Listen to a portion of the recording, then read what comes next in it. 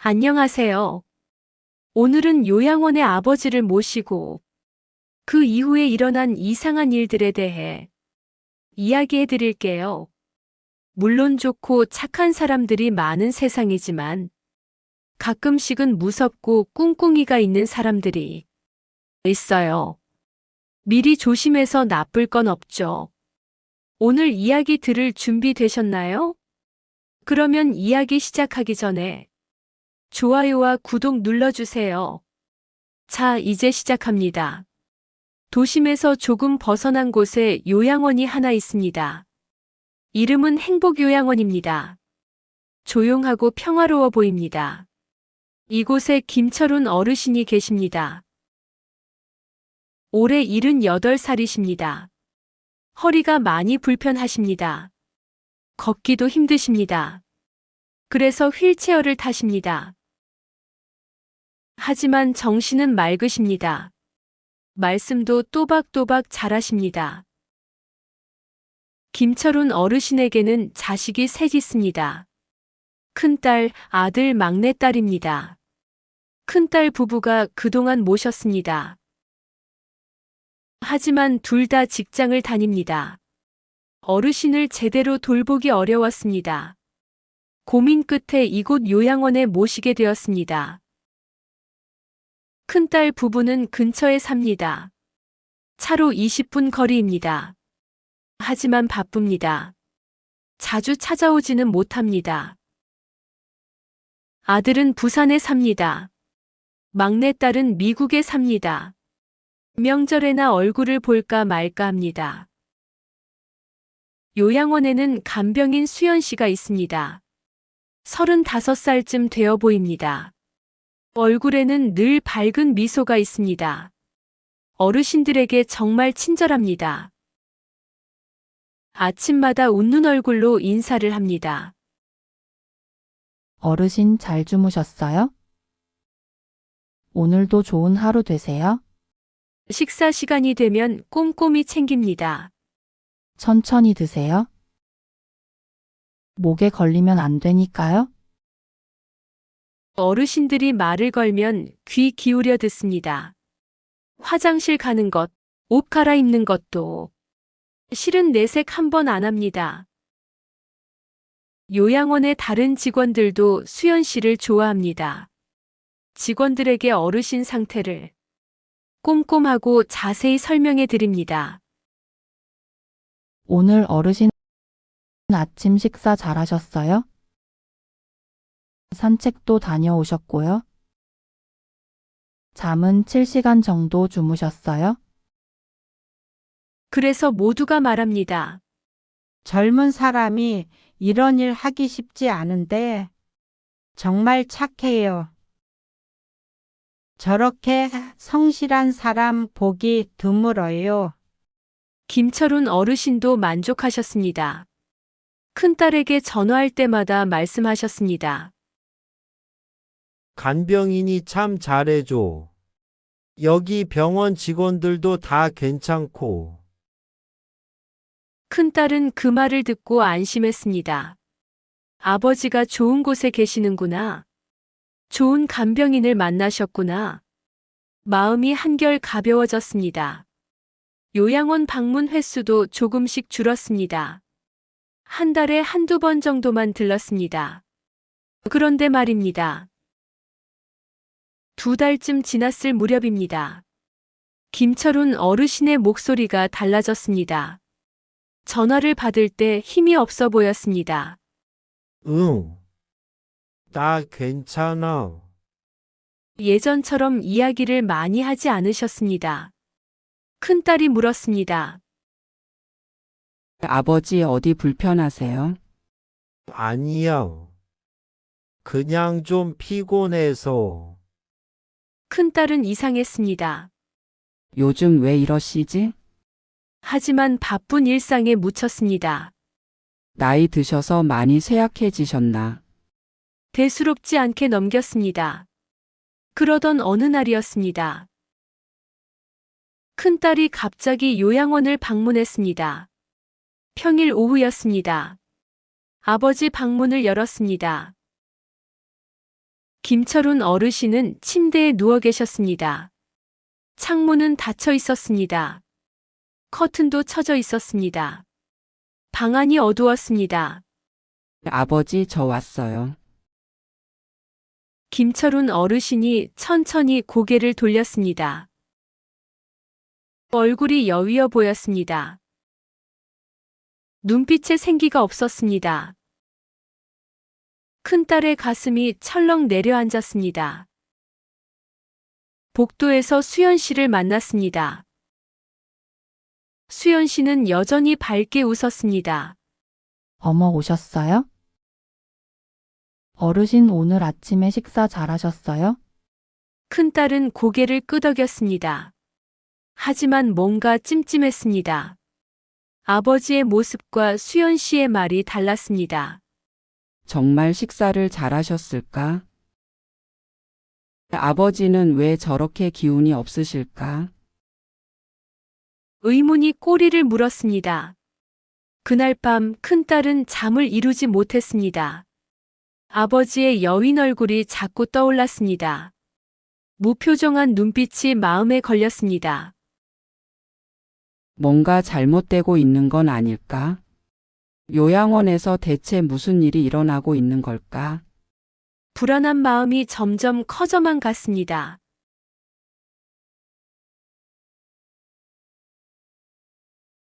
다음 주 토요일이었습니다. 큰딸은 남편과 함께 요양원을 찾았습니다. 오전 11시쯤이었습니다. 평소보다 일찍 온 것입니다. 복도는 조용했습니다. 어르신들 몇 분이 거실에 앉아 계셨습니다. 텔레비전이 켜져 있었습니다. 다들 멍하게 보고 있었습니다. 눈이 텅 빈 것 같았습니다. 아버지 방문 앞에 섰습니다. 큰딸은 심호흡을 했습니다. 노크를 했습니다.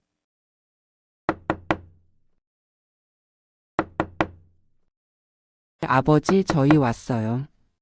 대답이 없었습니다. 문을 열었습니다. 방 안이 어두웠습니다. 커튼이 또 닫혀 있었습니다. 김철훈 어르신은 침대에 앉아 계셨습니다. 등을 구부리고 계셨습니다. 고개를 숙이고 계셨습니다. 아버님, 저희 왔습니다. 김철훈 어르신이 천천히 고개를 들었습니다. 큰딸을 보았습니다. 사위를 보았습니다. 하지만 반응이 없었습니다. 미소도 없었습니다. 반가운 기색도 없었습니다. 그냥 멍하니 바라보기만 했습니다. 아버지, 우리 왔어요. 괜찮으세요? 응. 짧은 대답이었습니다. 목소리에 힘이 없었습니다. 큰딸의 눈시울이 뜨거워졌습니다. 아버지가 이렇게까지. 예전의 아버지가 아니었습니다. 예전에는 딸이 오면 기뻐하셨습니다. 이것저것 물어보셨습니다. 손주 이야기를 하셨습니다. 옛날 이야기를 하셨습니다. 웃으셨습니다. 하지만 지금은 달랐습니다. 큰딸이 방 안을 둘러보았습니다. 침대 옆 탁자가 어질러져 있었습니다. 물컵이 넘어져 있었습니다. 물이 흘러내린 자국이 있었습니다. 약봉지들이 구겨져 있었습니다. 휴지통은 넘쳐 흘렀습니다. 바닥에도 휴지가 떨어져 있었습니다. 창가 쪽을 보았습니다. 아버지가 늘 끼시던 안경이 없었습니다. 리모컨도 보이지 않았습니다. 물병은 비어 있었습니다. 사위가 화장실 쪽을 보았습니다. 수건이 바닥에 떨어져 있었습니다. 이게 뭐지? 아버님 방이 좀. 말을 잇지 못했습니다. 김철훈 어르신은 대답이 없었습니다. 그냥 창밖을 바라보셨습니다. 큰딸은 이상했습니다. 아버지는 원래 깔끔한 분이셨습니다. 집에 계실 때도 그러셨습니다. 물건은 항상 제자리에 두셨습니다. 방은 늘 정돈되어 있었습니다. 지금 이 모습은 아버지답지 않아. 큰딸이 아버지 옆에 앉았습니다. 손을 잡았습니다. 아버지 손이 차가웠습니다. 아버지. 혹시 어디 불편하세요? 아프세요? 아니, 밥은 잘 드세요? 먹어. 대답은 하셨지만 힘이 없었습니다. 큰딸이 물었습니다. 아버지. 혹시 저희가 여기 모신 게 서운하세요? 김철훈 어르신이 고개를 저었습니다. 천천히 작게. 아니야. 너희가 바쁜 거 아는데. 걱정 말거라. 그냥 피곤하네. 큰딸의 눈에서 눈물이 흘렀습니다. 아버지가 상심하신 거구나. 우리가 여기에 모셨으니까. 외로우시고 서운하신 거야. 죄책감이 밀려왔습니다. 가슴이 미어졌습니다. 아버지. 죄송해요. 제가 더 자주 올게요. 그때였습니다. 방문이 열렸습니다. 간병인 수연 씨가 들어왔습니다. 환한 미소를 지으며 들어왔습니다. 어머, 가족분들 오셨네요? 어르신, 기분 좋으시겠어요?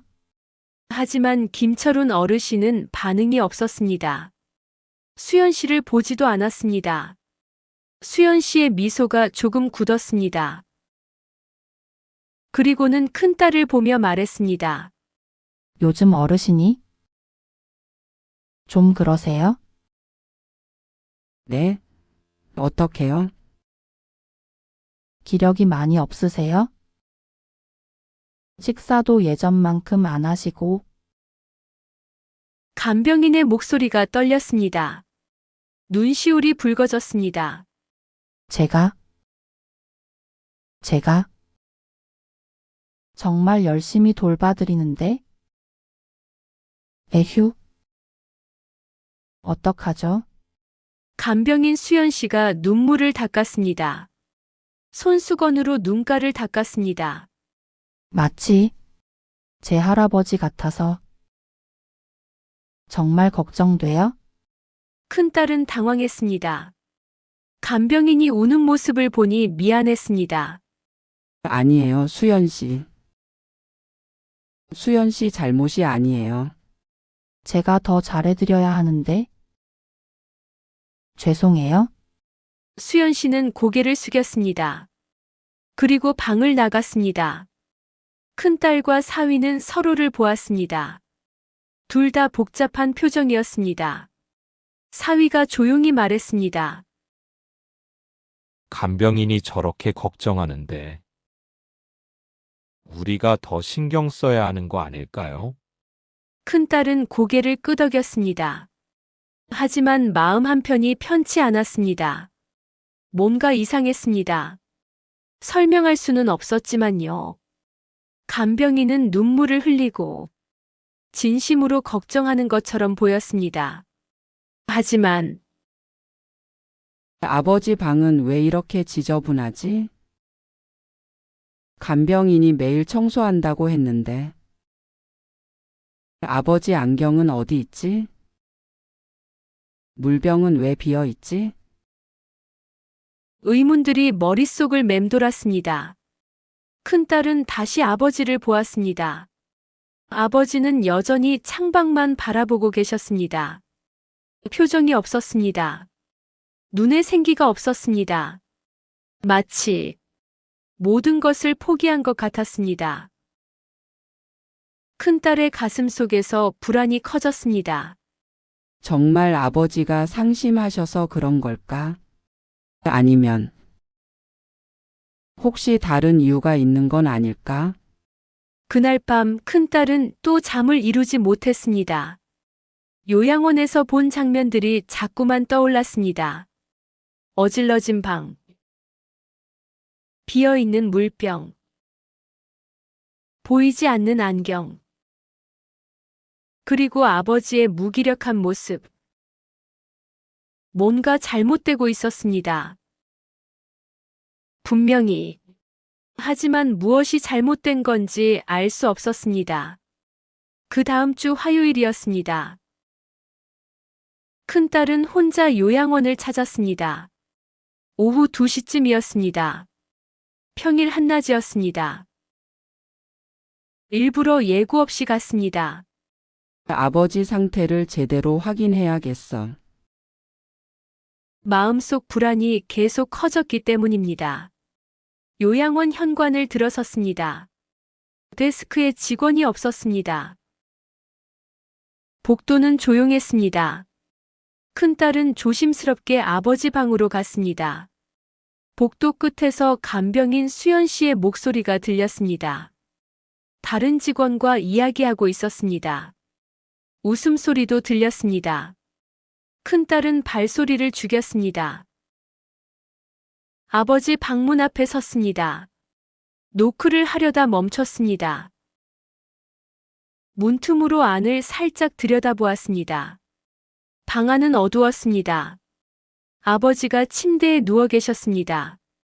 깊이 잠들어 계신 것 같았습니다. 코 고는 소리가 들렸습니다. 이 시간에 주무시다니. 큰딸은 조용히 문을 열었습니다. 안으로 들어갔습니다. 커튼을 살짝 열었습니다. 햇빛이 들어왔습니다. 아버지를 불러보았습니다. 아버지. 아버지.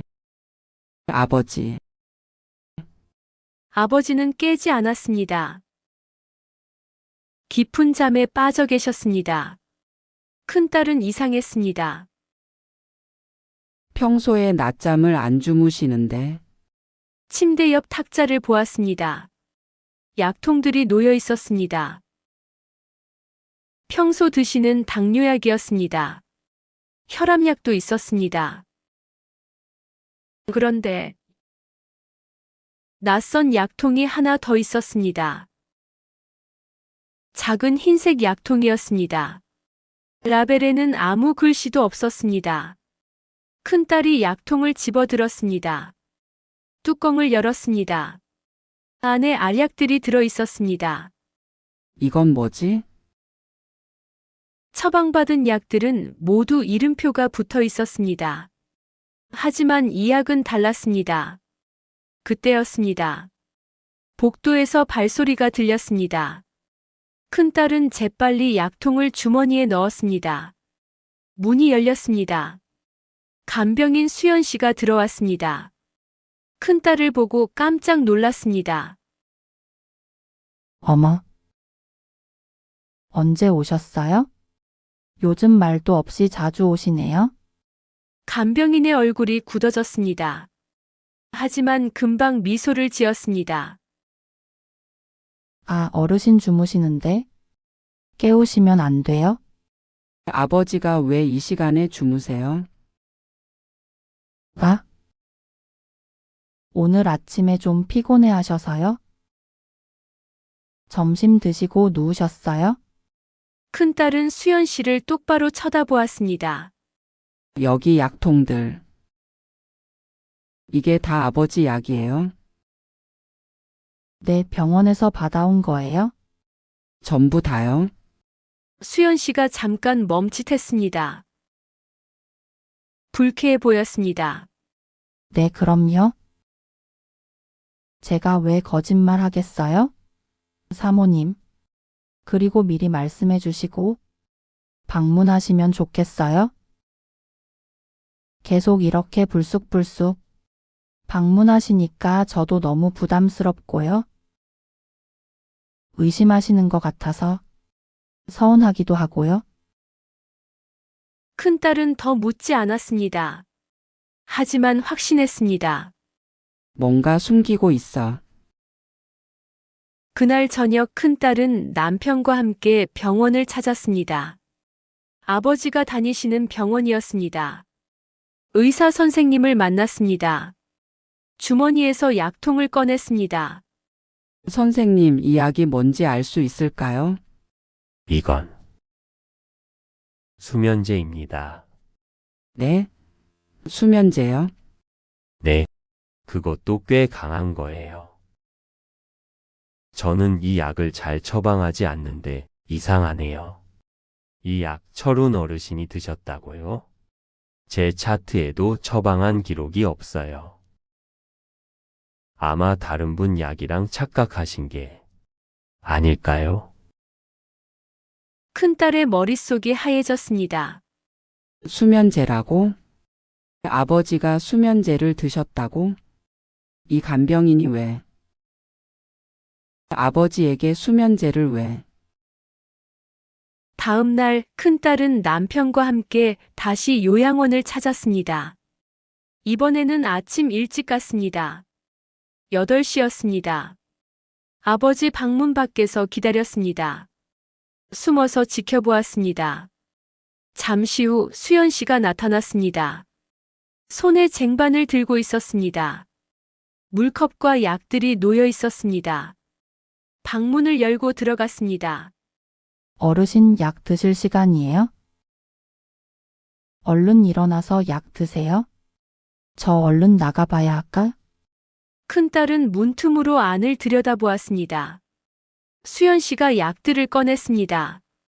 당뇨약, 혈압약, 그리고 그 흰 약통에서도 알약을 꺼냈습니다. 모두 한 손에 쥐어주었습니다. 자, 한꺼번에 드세요. 그리고 피곤하시면 어제처럼 5시간, 6시간 내리 주무세요. 김철훈 어르신은 아무 의심 없이 받았습니다. 물과 함께 삼켰습니다. 큰딸이 문을 벌컥 열었습니다. 지금 뭐 하시는 거예요? 수연 씨가 깜짝 놀라 돌아봤습니다. 쟁반을 떨어뜨릴 뻔했습니다. 어머. 언제? 어머 사모님. 지금 우리 아버지한테 무슨 약 드린 거예요? 아? 이거 병원에서 받은 약이에요? 거짓말 마세요. 그게 수면제라는 거 다 알아요. 수연 씨의 얼굴이 새하얗게 질렸습니다. 아? 아니에요? 그게 수연 씨는 대답하지 못했습니다. 말을 더듬었습니다. 그리고 갑자기 방에서 뛰쳐나갔습니다. 큰딸은 요양원 원장을 불렀습니다. 경찰도 불렀습니다. 수연 씨의 사물함을 확인했습니다. 거기에서 아버지의 지갑이 나왔습니다. 아버지의 시계도 나왔습니다. 은반지도 있었습니다. 아버지의 카드 사용 내역을 확인했습니다. 지난 2달 동안 이상한 곳에서 결제가 되어 있었습니다. 편의점, 음식점, 쇼핑몰. 아버지가 요양원을 나간 적이 없는데도요. 모두 수연 씨가 사용한 것이었습니다. 진실이 밝혀졌습니다. 수연 씨는 자기 편하려고 어르신께 수면제를 먹인 것이었습니다. 어르신이 깊이 잠든 사이 밖에 나갔습니다. 친구들도 만나고 쇼핑도 했습니다. 어르신의 카드로 돈을 썼습니다. 금품도 몰래 가져갔습니다. 그동안 보여준 친절은 모두 거짓이었습니다. 어르신 가족들 앞에서만 연기한 것이었습니다. 다른 직원들 앞에서도 그랬습니다. 하지만 혼자 있을 때는 달랐습니다. 어르신을 방치했습니다. 제대로 돌보지 않았습니다. 그래서 방이 지저분했던 것입니다. 물도 제때 갈아주지 않았습니다. 경찰이 수연 씨를 데려갔습니다. 절도죄, 사기죄, 상해죄. 여러 죄목이 적용되었습니다. 요양원에서도 즉시 해고되었습니다. 다시는 간병 일을 할 수 없게 되었습니다. 큰딸 내외는 아버지를 집으로 모셨습니다. 더 이상 요양원에 두지 않기로 했습니다. 대신 주간보호센터를 알아보았습니다. 저녁에는 가족과 함께 지내십니다. 처음 며칠은 힘들었습니다. 집안 구조를 바꿔야 했습니다. 화장실에 손잡이를 달았습니다. 문턱도 없앴습니다. 침대도 새로 샀습니다. 큰딸은 회사 일을 줄였습니다. 재택근무를 늘렸습니다. 사위도 도왔습니다. 수면제를 끊은 지 일주일이 지났습니다. 김철훈 어르신의 눈빛이 달라졌습니다. 조금씩 생기가 돌아왔습니다. 말씀도 늘어났습니다. 오늘 주간 보호센터에서 화투 쳤어. 그러셨어요? 재밌으셨어요? 응, 김 할머니한테 이겼지. 작은 농담도 하셨습니다. 예전에 아버지가 조금씩 돌아오고 있었습니다. 저녁 식사 시간이 가장 좋았습니다. 온 가족이 식탁에 둘러 앉았습니다. 큰딸이 정성껏 음식을 차렸습니다. 아버지가 좋아하시는 반찬들을 만들었습니다. 아버님, 이거 한번 드셔보세요. 이거 계란말이는 제가 만들었어요. 드시면 깜짝 놀라실 거예요. 모양도 예쁘죠? 하. 오, 자네가 솜씨가 좋은데 어째 우리 딸보다도 더 잘 만드는 것 같아. 하, 과찬이십니다. 밥을 먹으며 이야기를 나눴습니다. 하루 일과를 나눴습니다. 오늘은 주간센터에서 노래 교실을 열었는데 내 18번이 나왔어. 텔레비전 뉴스 이야기도 했습니다. 요즘 주식이 많이 올랐나 봐. 우리도 주식하고 있나? 손주 이야기도 했습니다. 우리 효정이는 이번 주에 유치원에서 장기자랑 뭐 하나? 우리 효정이는 뭘 하든 예쁠 거요. 너무 오바했나? 어쨌든 우리 손녀 1등. 웃음소리가 집안에 가득했습니다. 한 달이 지났습니다. 김철훈 어르신은 많이 좋아지셨습니다. 얼굴에 살이 올랐습니다. 목소리에 힘이 생겼습니다. 재활치료도 열심히 하셨습니다. 의사는 아버님 근육이 많이 살아났다고 했습니다. 조금씩 나아지고 있어. 큰딸은 눈물을 훔쳤습니다. 희망이 보였습니다. 기쁜 눈물이었습니다. 아버지가 다시 건강해지셨어. 어느 일요일 오후였습니다. 온 가족이 거실에 모였습니다. 아버지, 큰딸 내외, 그리고 손주들까지 다 함께 사진을 찍었습니다. 김철훈 어르신이 활짝 웃으셨습니다. 오랜만에 보는 환한 미소였습니다. 가족이 제일이야. 역시 가족이 최고야.